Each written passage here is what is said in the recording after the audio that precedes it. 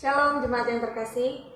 Hari ini kita akan membahas topik yang sangat penting dan relevan bagi banyak keluarga, yaitu miskin komunikasi dalam keluarga. Seperti yang kita banyak tahu ya, kadang keluarga terlihat baik-baik saja di luar, tetapi sebenarnya hubungan di dalam rumah terlihat berbeda jauh dari apa yang terlihat di luar. Seperti minim komunikasi, minim obrolan, sering ada miskomunikasi juga satu sama lain. Hari ini kami akan membahasnya secara lebih detail dengan narasumber yang sudah spesial datang dan kami undang untuk hari ini. Ada bersama kami Musa Andi dan juga Sumubean. Selamat sore. Selamat sore. Oke, kita langsung ke intinya saja ya, Musa gitu. Semu ya. Oke. Jadi kalau boleh tahu nih, Semu dan Musa sudah berapa tahun menjalani pernikahan dan juga sebagai sepasang suami istri? Sudah masuk ke 18 ya, jalan 18. Oh, 18 tahun ya.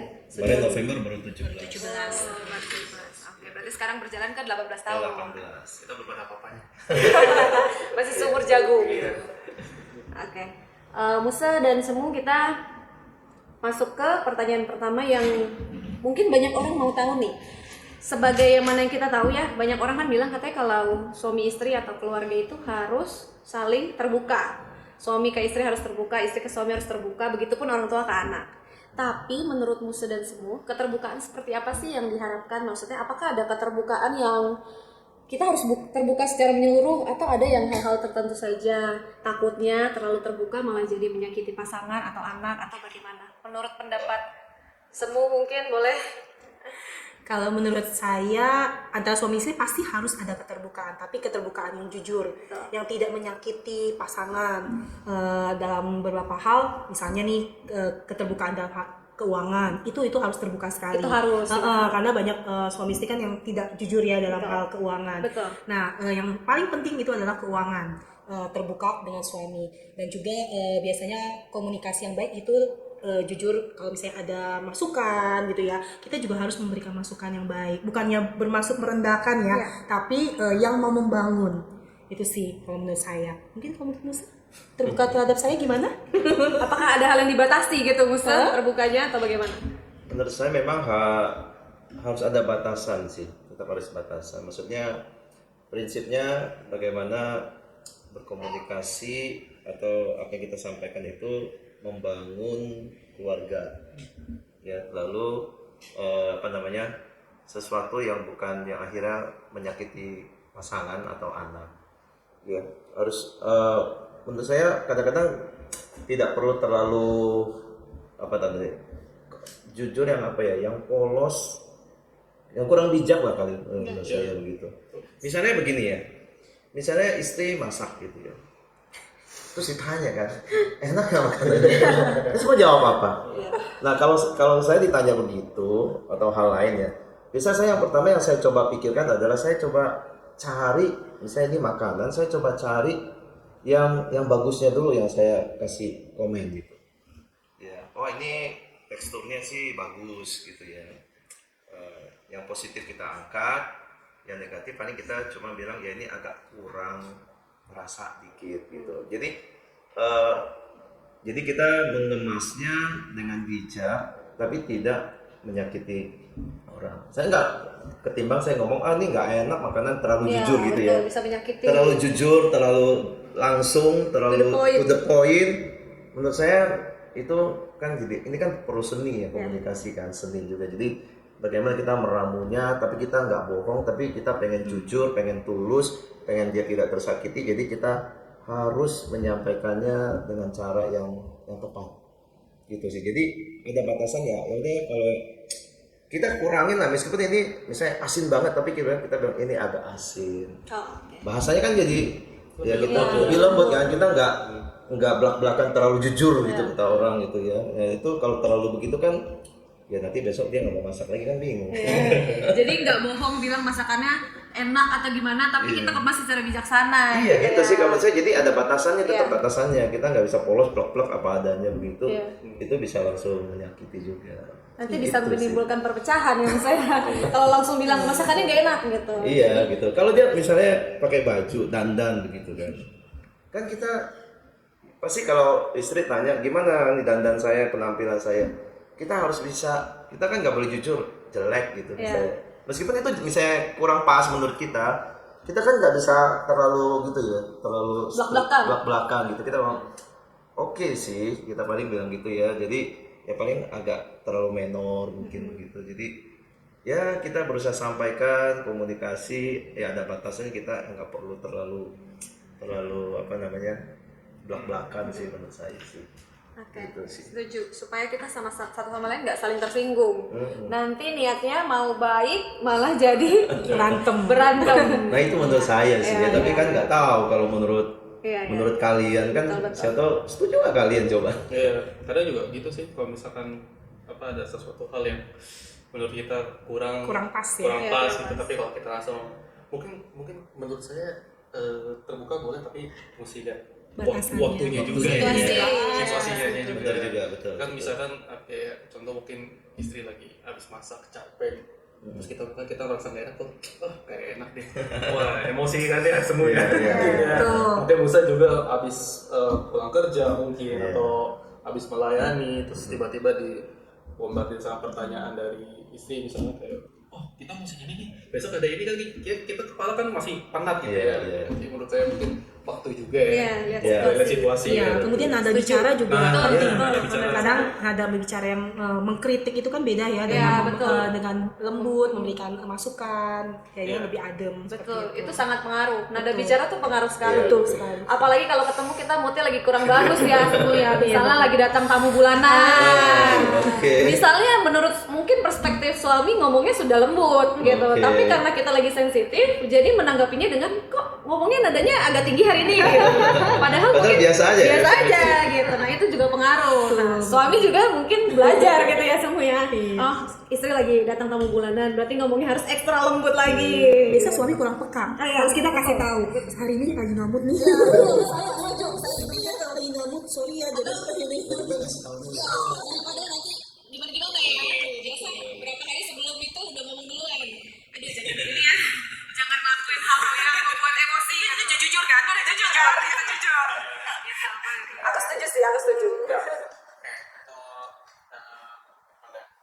Memang masih ada batasan dan keterbukaan dan komunikasi.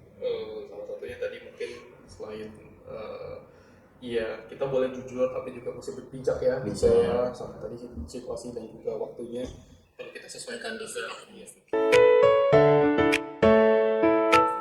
Nah selanjutnya nih Musa dan semua kalau dalam perjalanan rumah tangga Musa dan semua, komunikasi kan mungkin ya seringkali tuh menjadi sulit banget nih suami dan istri ya. Suami dan istri sulit, mungkin juga lebih sulit lagi ke anak gitu ya, mungkin ke anak ataupun ke keluarga, tapi mungkin kita fokusnya lebih ke anak gitu. Nah kenapa komunikasi itu seringkali menjadi sulit, mungkin terutama untuk mereka yang sudah berkeluarga, mereka yang sudah dikaruniai keturunan gitu ya.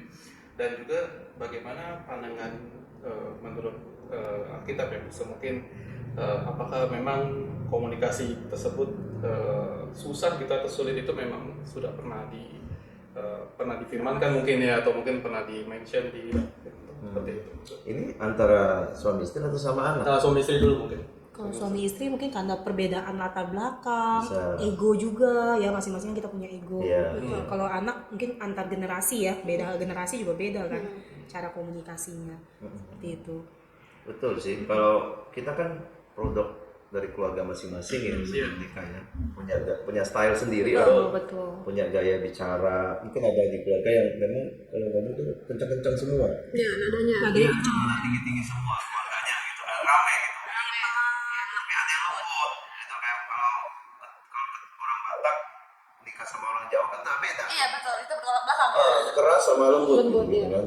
Nah kita Kayak sama Tiocu aja beda loh. Sama cucu lebih lembut. Kalau kayak tadi kan lebih bener-bener. Iya betul. jadi ada latar belakang yang bisa memang kebiasaan yang terbawa, sehingga dalam keluarga mungkin kita ngomongnya biasa, tapi menurut pasangan kita kok kayaknya galak gitu, ngegas gitu ya, ngegas. Jadi itu memang bawaan satu. Kedua memang kadang-kadang ada unsur ego, betul. Dosa lah kita kadang-kadang kan pengen menang sendiri, pengen dominan. Kalau wanita sih maunya dimengerti, Gitu. tapi tidak mau mengerti ya. Nah, itu dosa. Itu egonya. Kalau kata orang kan wanita pakai perasaan ya. Kalau ini pakai logika kan. Mungkin juga betul, mungkin juga itu kan kepribadian, perbedaan pria dan wanita juga menentukan. Iya, jenis kelamin juga beda kan ya. Kalau pria tuh ngelihat misalnya apa ya, misalnya ngelihat sesuatu peristiwa dia kan lebih logis ya. Kalau perempuan mungkin kalau lihat kejadian yang sedih, misalnya nonton drakor gitu, yang ceweknya udah nangis, yang cowok mah, Apa sih? apa sih? Nggak masuk.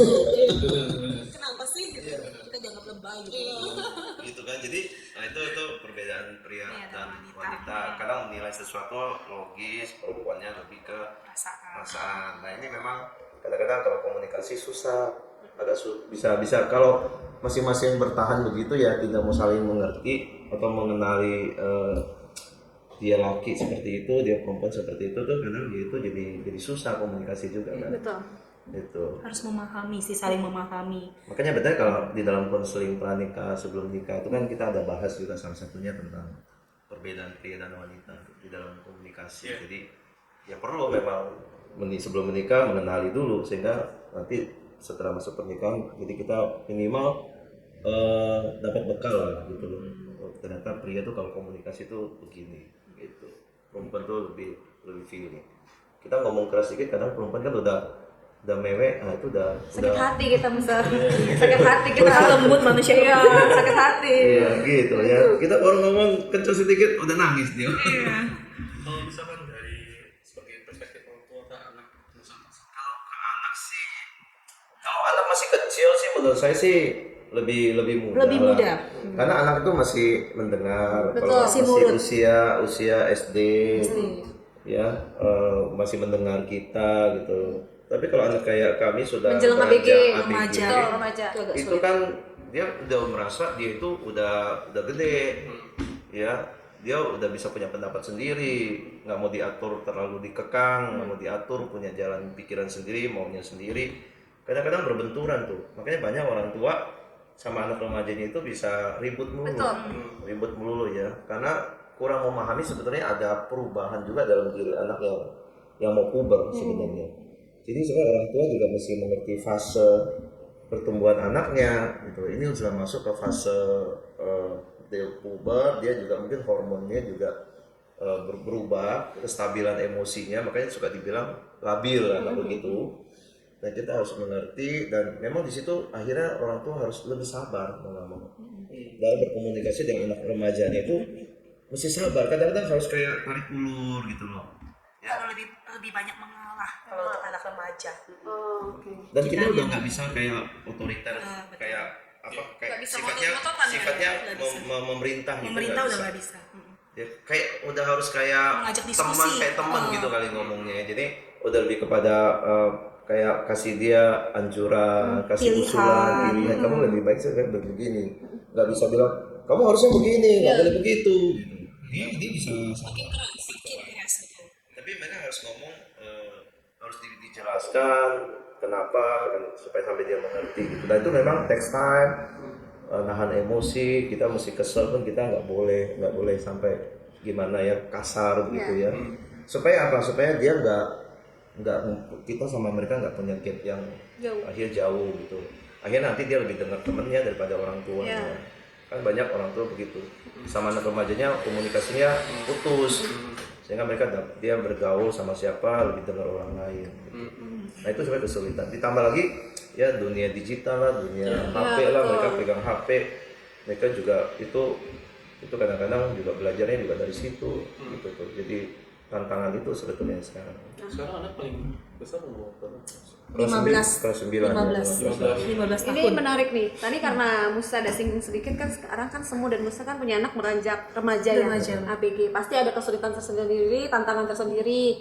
Seperti yang tadi Musa bilang kita nggak bisa keras. Kalau sama anak kecil mungkin kita bisa bilang makan ya, kamu makan ya gitu. Kalau sama anak ABG remaja kan pasti nggak bisa. dia sudah punya keinginan, dia sudah bisa memutuskan apa yang dia mau dan tidak. Betul. Boleh nggak di-sharing sedikit Musa semua mungkin tantangan paling besar sekarang ini dalam mendidik atau membesarkan anak remaja, apalagi kan terkhususnya semua Musa anaknya laki-laki. Biasanya komunikasi dengan anak laki-laki katanya cenderung lebih susah dengan anak perempuan dibanding anak perempuan. Boleh sharing sedikit Musa semua?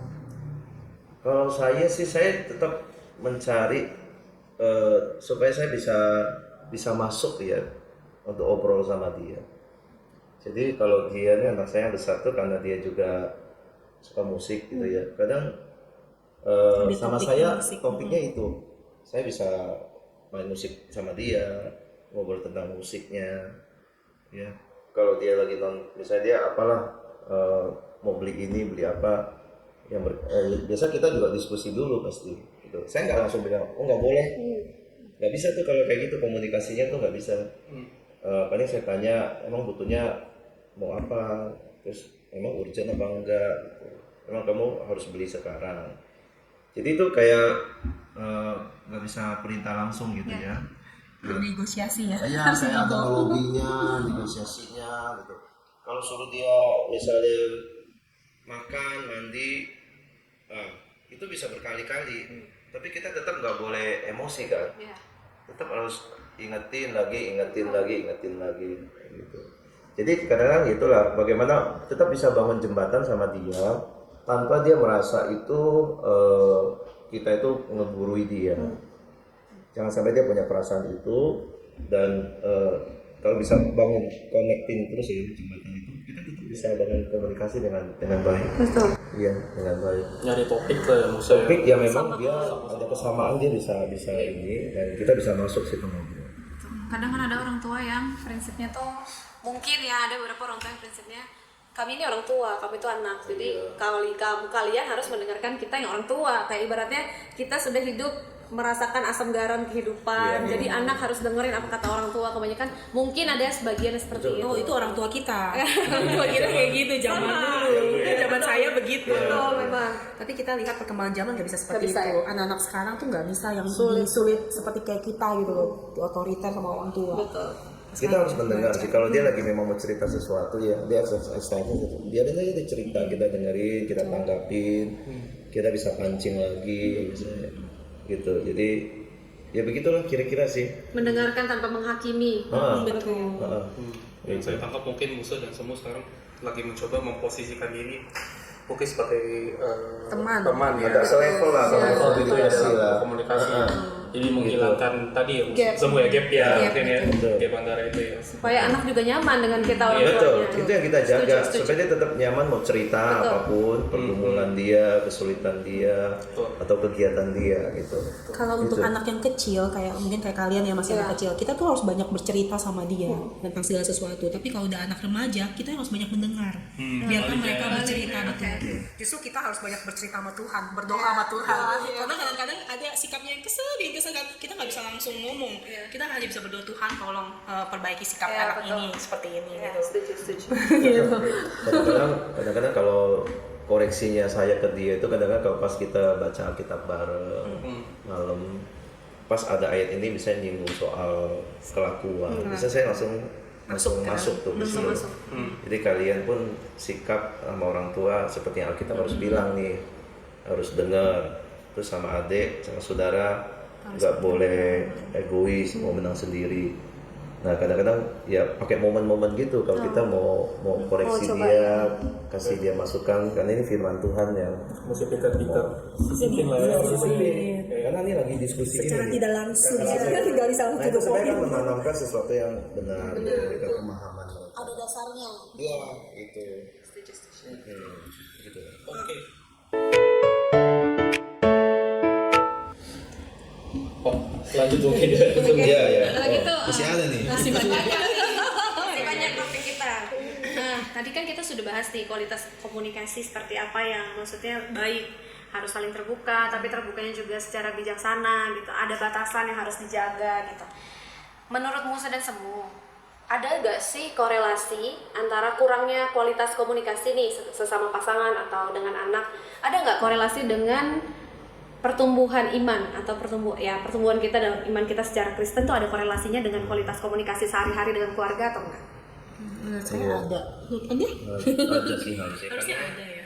karena kan kata-kata yang keluar itu kadang-kadang mencerminkan hati orang ya, kata Alkitab itu ya. Apa yang keluar dari mulut itu kan berasal dari hati. Nah kalau hatinya rohaninya Pertumbuhannya baik. baik, maksudnya kata-katanya Komunikasinya juga harusnya komunikasinya lebih baik. Kata-katanya baik, nggak ketus, nggak kejam gitu ya.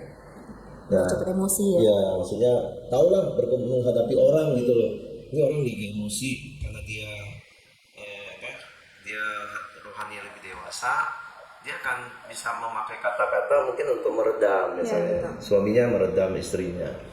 Tapi menenangkan, bukan malah menimpali lagi, jadi lebih rumit lagi kan. Jadi itu kan kedewasaan karakter orang, hati orang, sehingga dia juga keluarnya dalam bentuk kata-kata yang bisa menangani situasinya. Gitu. Ya jadi ya itulah ada hubungannya memang harusnya korelasinya. Harusnya Seorang yang makin bertambah dewasa, kata-katanya harusnya makin bijaksana, makin memberkati. Tapi kalau komunikasinya buruk, kata-katanya kasar, itu menunjukkan hatinya memang kurang. hatinya masih belum dibentuk lebih murni lah sama Tuhan. Itu kualitas dari pertumbuhan rohaninya dia lah, gitu. Ya, jadi kita bisa lihat mengukur rohani seorang Kristen ya coba aja dari gaya dia berkomunikasi, dari kalimat yang keluar, apakah lebih banyak membanggakan diri dia terkesannya, atau kalimatnya itu lebih banyak menjatuhkan pasangannya, lebih banyak menghina, merendahkan, atau dia justru kata-kata yang membangun gitu. Oke, setuju. Itu sih. Kalau semua mungkin ada pendapat lain? Sama sih, kalau aku juga setuju. Pokoknya komunikasi yang buruk pasti ada pertumbuhan rohani yang masih kurang. Jadi ada korelasinya sama pasti lain. ada, betul. Sedangkan kalau kita punya pertumbuhan rohani yang baik, itu pasti komunikasi kita juga baik terhadap pasangan, terhadap anak, terhadap sesama. Seperti itu. Ya mungkin dari tadi ya beberapa pertanyaan awal itu kita komunikasi yang baik kan kita salah satu masih tanya dulu ya maksudnya dari kesadaran memahami dulu ya mungkin kalau misalnya kita nggak bertumbuh secara rohani ataupun ya nggak sering memperdalami firman, mungkin hal-hal tersebut yang seperti bijak dan sabar kan belum tentu bisa kita Asalnya dari mana? asalnya dari mana Betul. Bagaimana bisa bijaksana kalau kita nggak punya dasar gitu? Iya, setuju tuh. Berangkat dari situ ya Mas Rasamu, ada nggak ya prinsip dari Alkitab atau firman Tuhan yang paling relevan nih untuk menjadi dasar komunikasi yang sehat? Kasih ya. Kasih bisa. Kasih. Kalau komunikasi kan harus ada Mungkin saya kasih ya. coba lihat ada ayatnya ya, sebentar ya, coba ya. Mana ya? Coba Betul juga ya semua ya. Komunikasi didasarkan dengan kasih ya. Betul. Kalau kita nggak kasih, apa yang kita yang keluarkan itu keluarkan, pasti iya, benar. menjatuhkan orang, Betul. menjelekan orang, kasar. Oh, seperti kalimat-kalimat yang tidak membangun. Betul. Tapi kalau ada kasih, kita ngomong juga bisa Kita lembut, jaga, kita gitu jaga. kan. Karena kita tahu apa yang kita sampaikan tidak mau sampai menyakiti orang lain. Kita jaga perasaan orang, karena kita tahu kita punya kasih terhadap dia, seperti itu kan. Jadi kalau Iya saya sih. di Alkitab itu yang paling penting komunikasi itu pasti harus ada kasihnya. Nah ini ada ayat nih ya di Efesus 4 ayat 15 yang berkata begini. Tetapi jangan teguh berpegang kepada kebenaran, di dalam kasih kita bertumbuh di dalam segala ke arah Kristus. Jadi memang ada kebenaran dan ada kasih juga ya. Kasih perlu ada kebenarannya. Ya, kalau kasih tanpa kebenaran itu Kosong ya, nggak ada artinya. Iya, kasih tanpa kebenaran itu juga bisa salah, Iya, salah. bisa salah. Tapi kalau kebenaran tanpa kasih kejam jadinya. Nggak bijak ya. Iya, kejam gitu. Jujur dia terlalu kejam gitu Iya, ya. terlalu menyakiti. Iya. Nah ada ayat lain lagi misalnya yang di sini. Prinsip yang lagi Alkitab bilang tadi, pertama kasih dan kebenaran itu mesti seimbang. Yang kedua, karena itu buanglah dusta dan berkatalah benar seorang pada yang lain. Gitu. Jadi ini juga prinsip kalau banyak orang kalau ngomong udah banyak ngomongnya di dalam itu nggak benar kan, membuktikan hatinya juga nggak nggak lurus, nggak jujur, ya. Buang dusta, berkata benar seorang yang lain. Nah, ada satu ayat lagi yang lebih bagus lagi di ayat 29.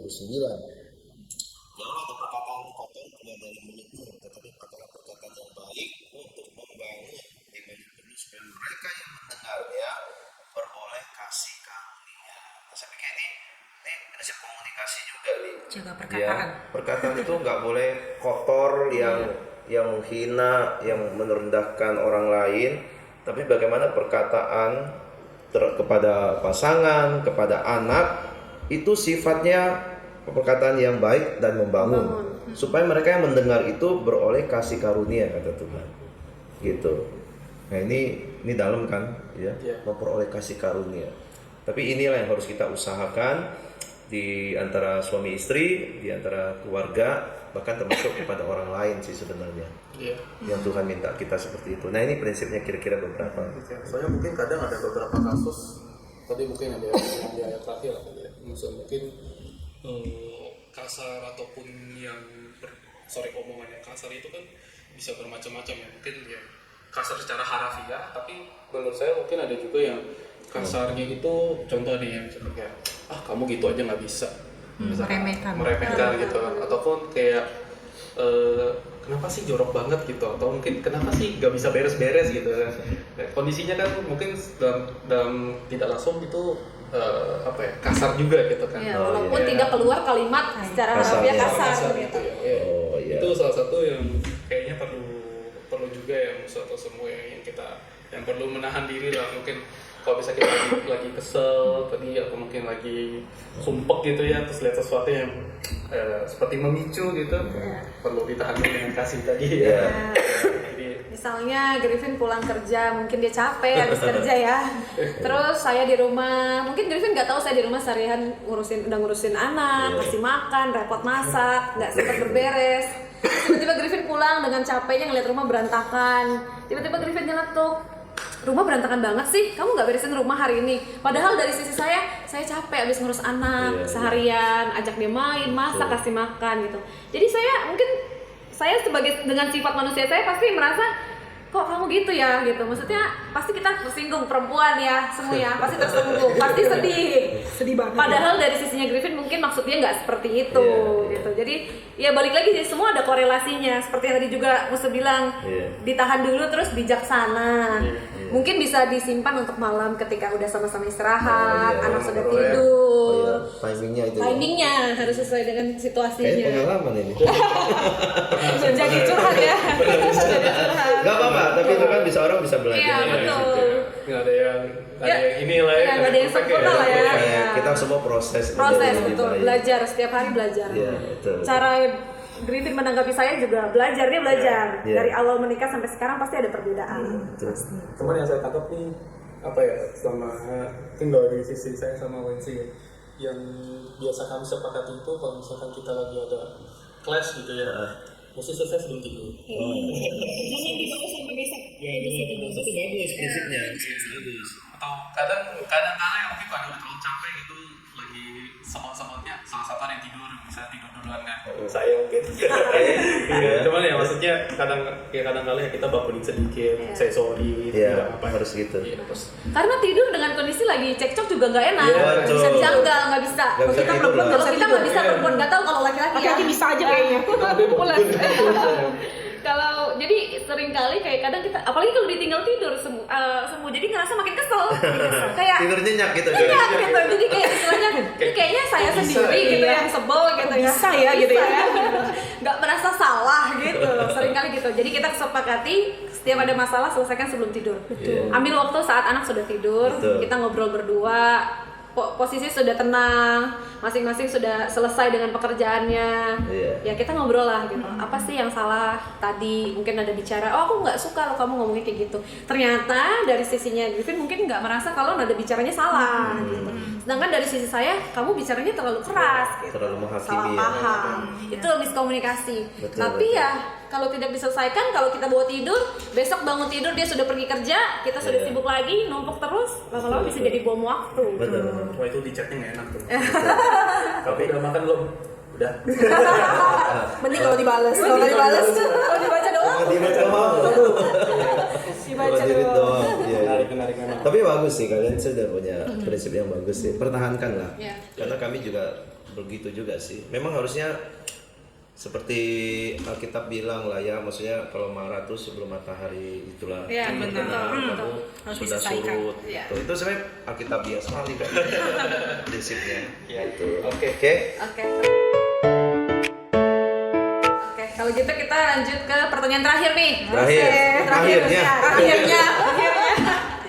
Nah, menurut Musa dan Semu, kalau misalnya keluarga itu sudah terlanjur komunikasinya sudah jelek, komunikasinya sudah buruk, miskomunikasi sering terjadi setiap hari dengan istri, dengan suami, dengan anak.